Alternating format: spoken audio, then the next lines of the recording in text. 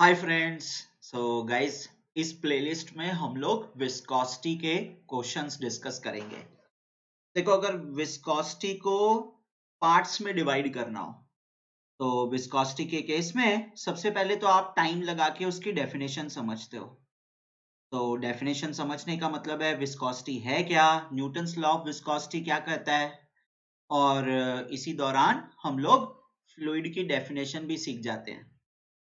फिर डेफिनेशन के बाद बाउंड्री लेयर आता है। मैं यहाँ पे नोट डाउन कर देता हूँ ताकि आपको पता रहे।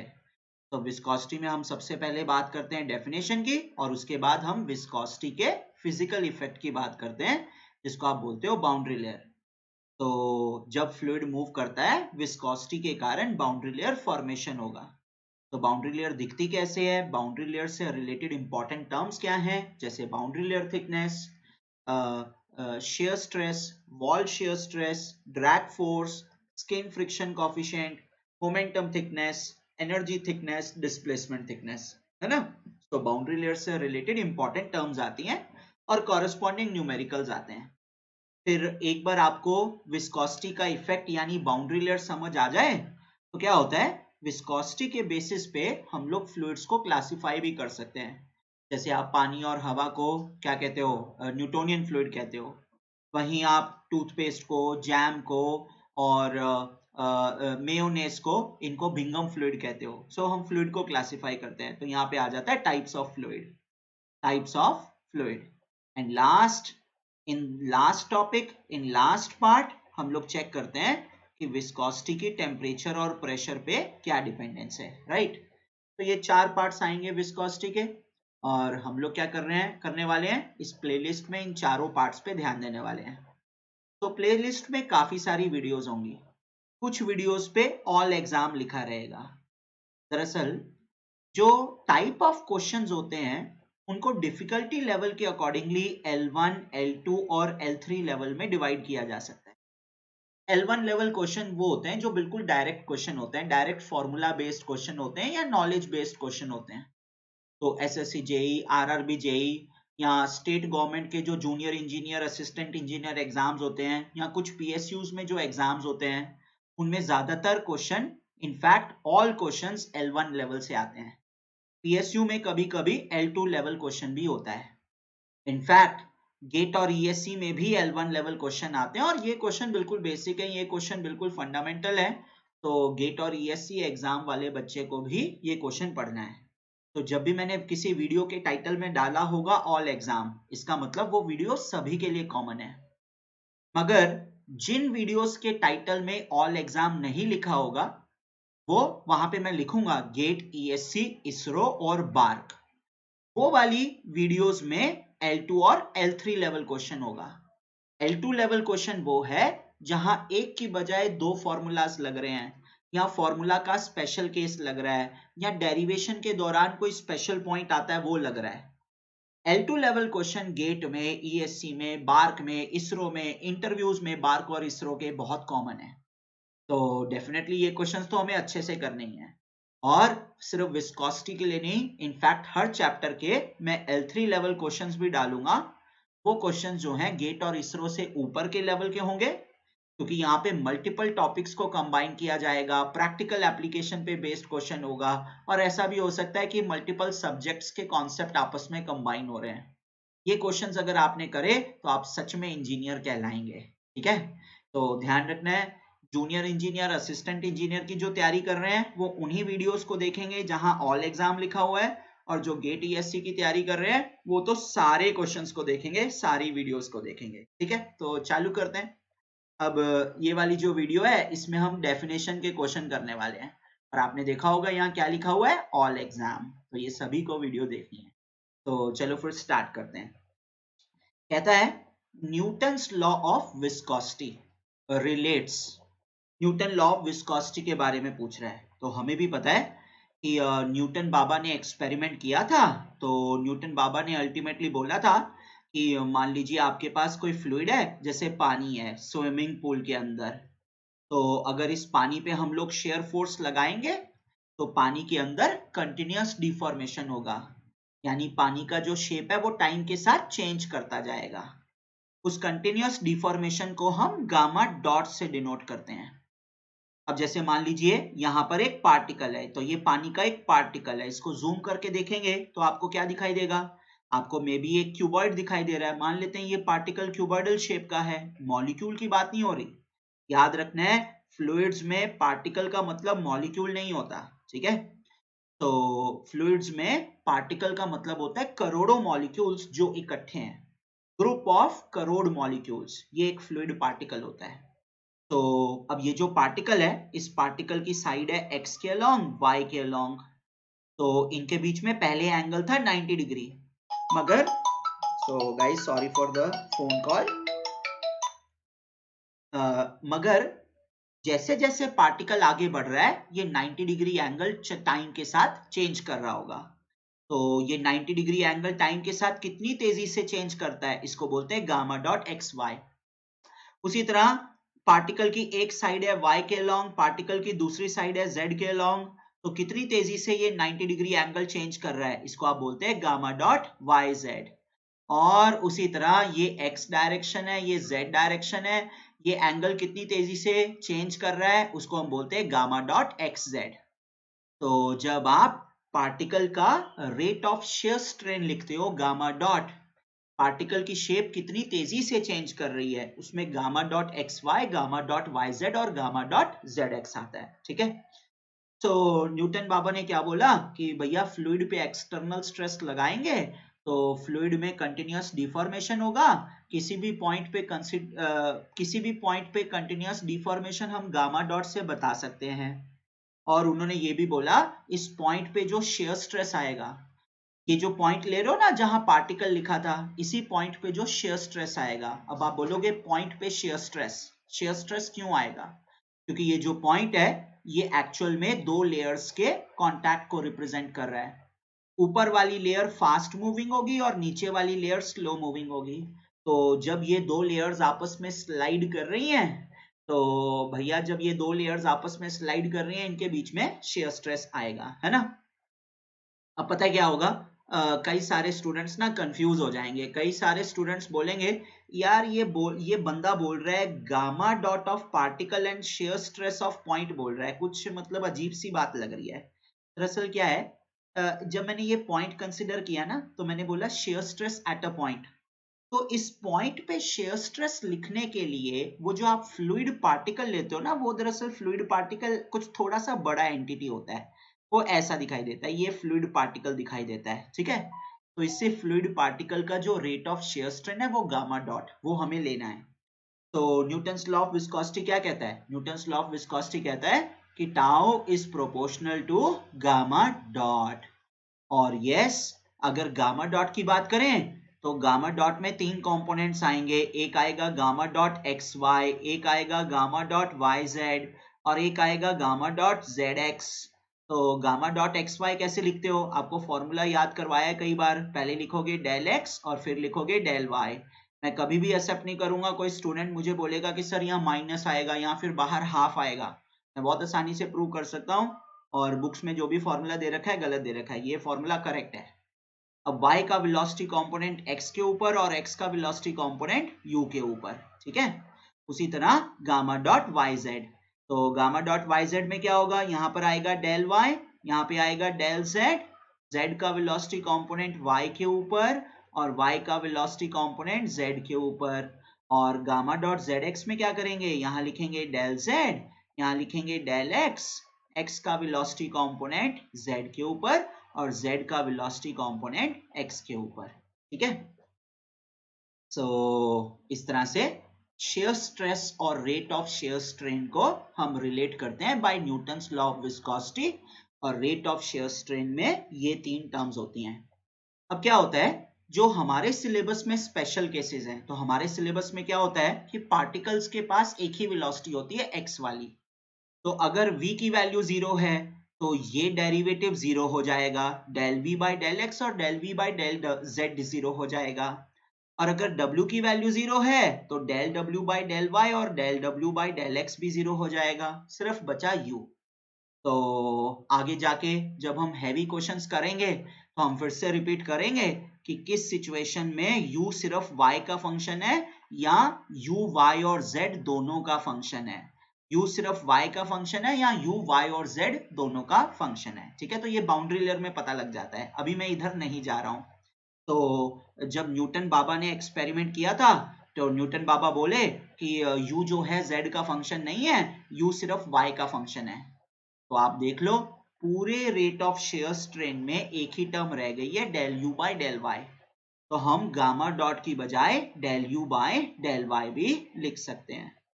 तो एक्चुअल में न्यूटन्स लॉ ऑफ विस्कोसिटी ये है, अगर उसका स्पेशल केस ले लें जब v और w 0 होंगे तो स्पेशल केस ये बन जाएगा। अब आपको भी पता होना चाहिए कि जब किसी क्वांटिटी का डेरिवेटिव लेते हैं विद रिस्पेक्ट टू टाइम तो वो डेरिवेटिव होता है टाइम रेट, और अगर उस क्वांटिटी का डेरिवेटिव लेते हैं with respect to direction space coordinate x y z तो उस डेरिवेटिव को बोलते हैं ग्रेडियंट। तो ये वेलोसिटी का डेरिवेटिव है विद रिस्पेक्ट टू पोजीशन, तो इसको बोलेंगे वेलोसिटी ग्रेडियंट। इसको क्या बोलेंगे? वेलोसिटी ग्रेडियंट बोलेंगे, वेलोसिटी ग्रेडियंट बोलेंगे। तो वैसे तो Newton's law of viscosity shear stress को रेट ऑफ शेयर स्ट्रेन के साथ रिलेट करता है, मगर स्पेशल केस में रेट ऑफ शेयर स्ट्रेन ये वाले वेलोसिटी ग्रेडियंट के बराबर होता है। चले फिर वापस चले क्वेश्चन पे। तो देखो क्या कहता है, कहता है Newton's law of viscosity relates, तो बच्चा फटाफट ऑप्शन ए पढ़ देगा, shear stress with velocity gradient tau with del u by del y. हाँ सर यही होता है आंसर, यही आएगा आंसर। अरे भैया एग्जाम्स में यही चीज ध्यान रखनी है, हमेशा आपको पहले सारे ऑप्शंस पढ़ने हैं। कैसे? Newton's law of viscosity relates pressure with velocity gradient. Newton's law of viscosity pressure की तो कोई बात ही नहीं करता, प्रेशर की तो कोई बात ही नहीं करता, मगर ये देखो सी ऑप्शन देखो, shear stress with rate of shear strain. So actual में तो tau proportional to gamma dot होता है, यानी कि सी ऑप्शन होता है, मगर स्पेशल केस में ही gamma dot del u by del y के बराबर होता है, यानी कि ए ऑप्शन होता है। तो ए ऑप्शन एक स्पेशल केस है, मगर सी ऑप्शन जनरल है। तो अगर एमसीक्यू क्वेश्चन हो, यानी कि जिस क्वेश्चन में सिर्फ एक ही ऑप्शन करेक्ट होगा, वहां तो आंसर आएगा सी ऑप्शन, वहां पे बिल्कुल करेक्ट आंसर क्या आएगा? C option. मगर एमएसक्यू क्वेश्चन हो जहां मल्टीपल आंसर करेक्ट हो सकते हैं, वहां सी और ए ऑप्शन दोनों आएंगे। एईजेई एग्जाम्स में एमएसक्यू क्वेश्चन नहीं होता, तो वो लोग ए ऑप्शन को मार्क नहीं करेंगे, वो सिर्फ सी ऑप्शन को मार्क करेंगे। मगर गेट वगैरह में आपको चेक करना पड़ेगा एमसीक्यू क्वेश्चन है या एमएसक्यू क्वेश्चन है। तो बिल्कुल करेक्ट आंसर क्या है? C option. ठीक है, चलो फिर आगे बढ़ते हैं, नेक्स्ट क्वेश्चन पे चलते हैं। अच्छा, कोशिश यही रहेगी कि किसी भी वीडियो को ना बहुत ज्यादा लेंदी ना करें, उससे क्या होता है आप लोग भी बोर हो जाते हो और मजा भी नहीं आता। तो ये देखिए, ये क्वेश्चन बहुत ज्यादा कॉमन है, क्वेश्चन बहुत ज्यादा कॉमन है। आप लोग क्या करेंगे, आप पॉज बटन दबाएंगे, पहले क्वेश्चन को सॉल्व करेंगे और फिर मेरे सॉल्यूशन को देखेंगे। सो ये देखो, ये एसएससी जेई में क्वेश्चन आ गया। पॉज बटन दबाओ, पॉज बटन दबाओ और देखो क्या कह रहा है क्वेश्चन। पॉज बटन दबा के क्वेश्चन पढ़ो, उसका आंसर निकालो। आंसर वैसे नीचे भी दे रखा है। तो मेरे ख्याल से क्या कह रहा है, Newton's law of viscosity is relationship between, तो किसके बीच में रिलेशन होती है? टाउ और गामा डॉट के भी रिलेशन होती है। शेयर स्ट्रेस और रेट ऑफ शेयर स्ट्रेन की रिलेशन होती है। तो कह रहा है rate of shear strain and temperature. भैया ऐसा तो कोई रोला ही नहीं है, तो ये ऑप्शन गलत हो गया। Share stress and rate of shear strain बिल्कुल सही हो गया। Pressure velocity and temperature, pressure की तो बात ही नहीं करता। शेयर स्ट्रेस एंड वेलोसिटी, तो कोई बोले tau and del u by del y, तो कोई बोलेगा कि हाँ यार वेलोसिटी और टाउ। देखो ध्यान रखना है, ये सिर्फ वेलोसिटी नहीं है, ये वेलोसिटी ग्रेडियंट है। तो अगर shear stress and velocity gradient दे रखा होता फिर हम सोचते, मगर अभी सिर्फ शेयर स्ट्रेस एंड वेलोसिटी लिखा हुआ है, तो डी ऑप्शन भी करेक्ट हो गया। ठीक है, तो ऑप्शन बी डायरेक्ट आ जाएगा। सो एसएससी जेई, आरआरबी जेई, इसमें ये बहुत कॉमन क्वेश्चन है, आप इन क्वेश्चंस को आराम से सॉल्व कर पाएंगे। अगर आपको डेफिनेशन पता है तो आराम से सॉल्व कर पाएंगे। उसी तरह ये देखो, ये आईआईटी गेट, इसमें गेट 2004 में भी आ चुका है, तो वहां भी ये कॉमन क्वेश्चन है। बस इन्होंने थोड़ा लैंग्वेज नहीं अच्छा लिखा, सच्ची बताऊं इन लोगों ने लैंग्वेज नहीं अच्छा लिखा हुआ। अब जैसे ही कहता है Newton's law of viscosity states that shear stress in a fluid is proportional to, कह रहा है shear stress किसके प्रोपोर्शनल है? क्या velocity of the fluid के प्रोपोर्शनल है? ना जी। क्या ये time rate of change of velocity के प्रोपोर्शनल है? क्या tau del u by del t के प्रोपोर्शनल है? ना जी, तो ये भी गलत हो गया। क्या टाउ स्क्वायर ऑफ वेलोसिटी के प्रोपोर्शनल है? ना जी, ये भी गलत हो गया। टाउ तो सिर्फ del u by del y के प्रोपोर्शनल होता है। अब del u by del y यानी वेलोसिटी ग्रेडियंट, इसका मैथमेटिकल मीनिंग क्या होगा? इसका मैथमेटिकल मीनिंग होगा कि मान लीजिए एक ग्राउंड है, ग्राउंड से y डिस्टेंस पर एक पॉइंट है, यहाँ पे फ्लो वेलोसिटी की वैल्यू u है, और एक और पॉइंट है जो कि फर्दर डिस्टेंस dy पर है। तो इन दो पॉइंट्स के बीच में डिस्टेंस कितना है? dy, तो dy एडिशनल डिस्टेंस है, और ये जो न्यू पॉइंट है यहाँ पे वेलोसिटी है u प्लस du। तो इन दो पॉइंट्स में वेलोसिटी का डिफरेंस है du, और इन दो पॉइंट्स का कोऑर्डिनेट डिफरेंस है dy। तो difference of velocity upon difference of coordinate du by dy, है ना।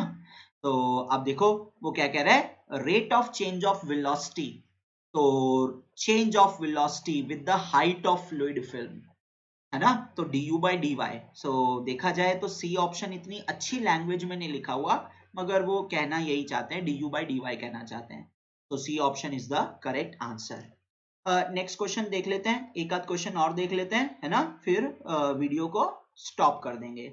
एंड गाइज आई होप आप लोग अच्छा, सो आई थिंक मेरे पीछे कुछ छुप गया था।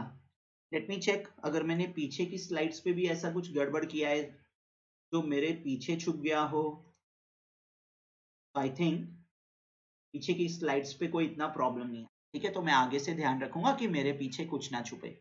I am really sorry for that, ठीक है। ओके, तो एक क्वेश्चन और कर लेते हैं। Let's see one more question, फिर वीडियो को स्टॉप करके आपको कोई डाउट हो तो आप पूछ सकते हैं, मेरे को कमेंट सेक्शन में डाल सकते हैं, और डाउट नहीं होगा तो आप नेक्स्ट वीडियो पे चले जाएंगे। अब देखते हैं नेक्स्ट क्वेश्चन क्या कहता है। कहता है which of the following is not the correct definition of dynamic viscosity? Dynamic viscosity की कौन सी इनमें से कौन सा स्टेटमेंट डायनेमिक विस्कोसिटी का डेफिनेशन नहीं है? तो आप लोगों को मैंने क्या सिखाया है कि हम लोग क्या करते हैं, डायनेमिक विस्कोसिटी का डेफिनेशन तीन तरीके से लिख सकते हैं। तो पहले तो आप न्यूटन्स लॉ ऑफ विस्कोसिटी को ऐसे लिख सकते हैं, tau is equal to mu gamma dot. फिर आप न्यूटन्स लॉ को ऐसे भी लिख सकते हैं, gamma dot is equal to tau by mu. और फिर आप ऐसे भी लिख सकते हैं, mu is equal to tau by gamma dot. इन तीनों तरीके से लिख सकते हैं। अब गामा डॉट क्या बताता है, कितनी तेजी से फ्लूइड का शेप टाइम के साथ चेंज करता जा रहा है, यानी कंटिन्यूअस डिफॉर्मेशन। तो जब आप फ्लूइड को कंटिन्यूअसली डिफॉर्म करेंगे, फ्लूइड के अंदर इंटरनल शियर स्ट्रेस आएगा, और म्यू की वैल्यू जितनी ज्यादा होगी, इंटरनल शियर स्ट्रेस उतना ज्यादा होगा। अगर म्यू की वैल्यू 0 है तो इंटरनल शियर स्ट्रेस 0 होगा। तो चाहे आप फ्लूइड को कंटिन्यूअसली डिफॉर्म कर रहे हो, मगर क्योंकि फ्लूइड का डायनेमिक विस्कोसिटी 0 है, क्योंकि फ्लूइड का डायनेमिक विस्कोसिटी 0 है, फिर भी उसके अंदर इंटरनल शियर स्ट्रेस 0 है। तो विस्कोसिटी वो प्रॉपर्टी है जिसके कारण फ्लूइड के अंदर इंटरनल शियर स्ट्रेस आता है। कब? जब हम फ्लूइड को कंटिन्यूअसली डिफॉर्म करते हैं।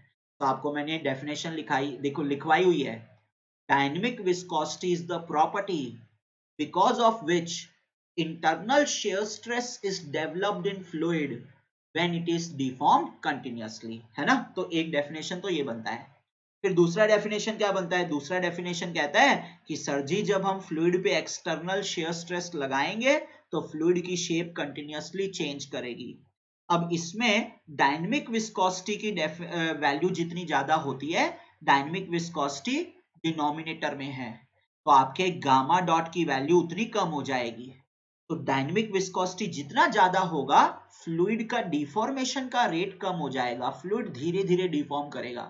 तो डायनेमिक विस्कोसिटी एक तरह से डिफॉर्मेशन को ओपोज कर रही है।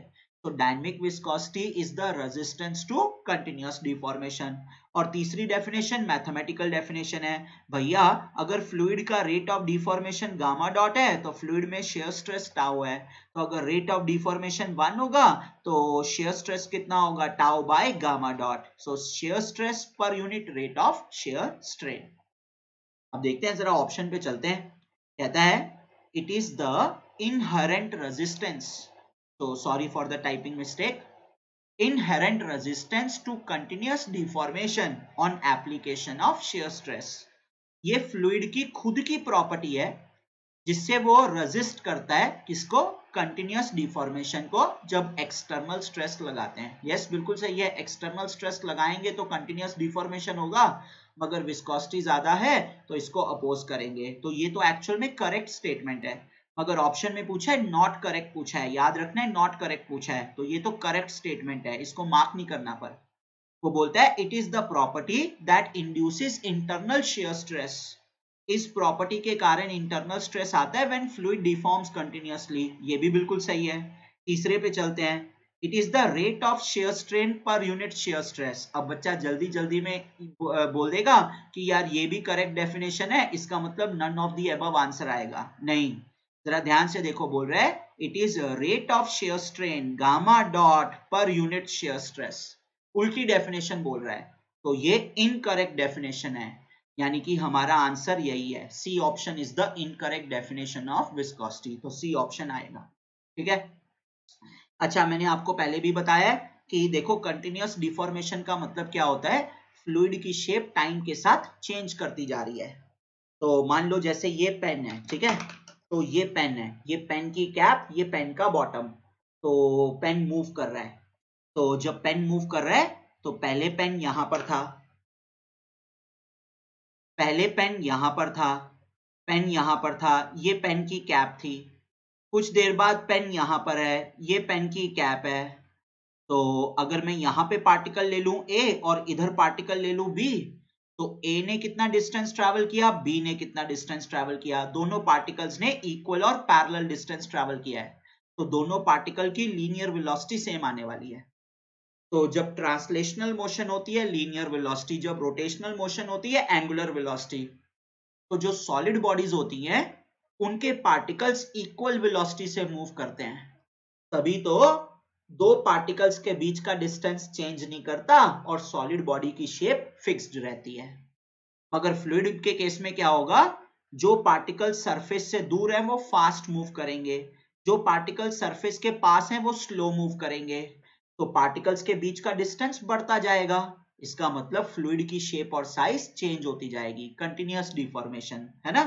तो ये मैं आपको पहले भी बता चुका हूं, कंटिन्यूअस डिफॉर्मेशन का मतलब होता है कि पार्टिकल्स के बीच में रिलेटिव वेलोसिटी है, तो डेफिनेशन में जहां भी कंटिन्यूअस डिफॉर्मेशन होता है वहां आप रिलेटिव वेलोसिटी बिटवीन पार्टिकल्स लिख सकते हैं। और एक लास्ट पॉइंट और बताना चाहूंगा, उस लास्ट पॉइंट में मैं आपको एक वीडियो दिखाना चाहता हूं। तो आपको याद होगा मैं कई बार एग्जांपल लेता हूं कि मैनेटी मरेली का जो R&D ऑफिस है फॉर एयर इनटेक मैनिफोल्ड्स बोलोनिया में है, और उनकी खिड़की से फेरारी का रेस ट्रैक दिखाई देता है, तो आपको याद होगा ये एग्जांपल लेते हैं और जिसमें मैं कहता हूं कि आप खिड़की से देखोगे तो आपको हवा का फ्रेम दिखाई देगा और उस हवा के फ्रेम में हम गाड़ी को चेक करेंगे, गाड़ी लेफ्ट टू राइट जाएगी। तो इस एग्जांपल से हमारे पास गामा डॉट की डेफिनेशन आ जाती थी और मैं ये भी बताता था, इससे हमें ये पता लगता है कि जब भी कोई ऑब्जेक्ट फ्लूइड में मूव कर रहा है तो उस ऑब्जेक्ट की शेप चेंज करती है, उस ऑब्जेक्ट के अंदर गामा डॉट दिखाई देता है, सही बात है। अगर एक ऑब्जेक्ट एक फ्लूइड के अंदर मूव कर रहा है तो उस ऑब्जेक्ट के अंदर गामा डॉट दिखाई दे रहा है। अब गामा डॉट होता किसके बराबर है, टी टाउ बाय म्यू के बराबर होता है। अगर ऑब्जेक्ट तेजी से मूव कर रहा है तो शेप तेजी से चेंज करेगी, किसकी, फ्लूइड की, तो गामा डॉट की वैल्यू ज्यादा होगी।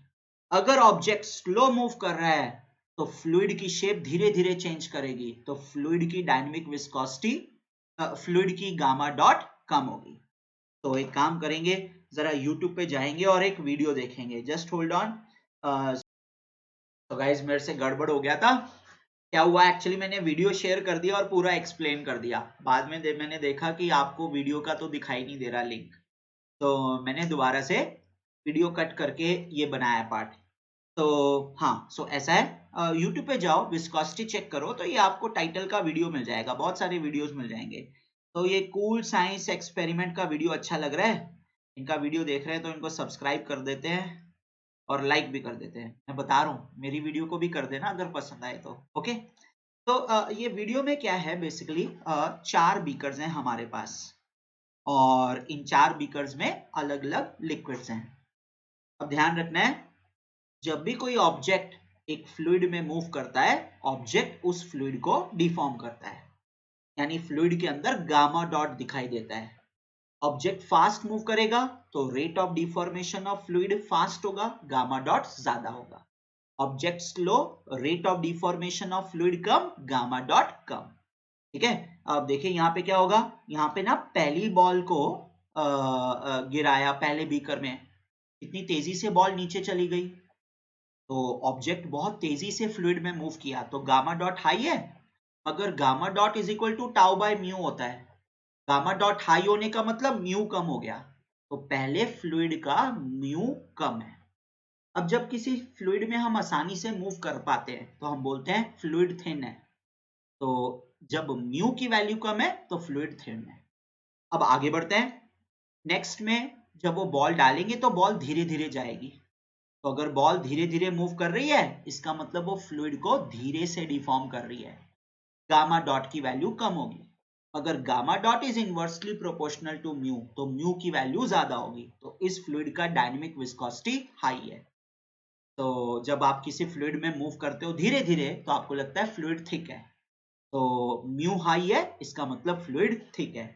तो बेसिकली मेरे कहने का मतलब ये था कि just hold on guys, just hold on. तो आई थिंक अब आप लोगों को विंडो भी दिखाई देगा। हाँ, सो मेरे कहने का मतलब ये था कि म्यू को आप फ्लूइड की थिकनेस का मेजर भी बना सकते हैं। अगर हाई विस्कोसिटी है तो फ्लूइड थिक है, अगर लो विस्कोसिटी है तो फ्लूइड थिन है। और आप एक काम कर सकते हैं, आप चेकआउट कर सकते हैं पिच।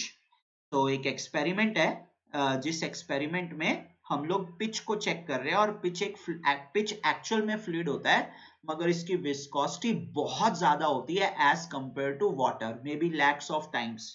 तो आप जस्ट एज एन एग्जांपल इसको चेकआउट कर सकते हो। तो एक एक्सपेरिमेंट था जिसको कई साल हो गए हैं, ऑलमोस्ट 100 साल हो गए हैं शायद।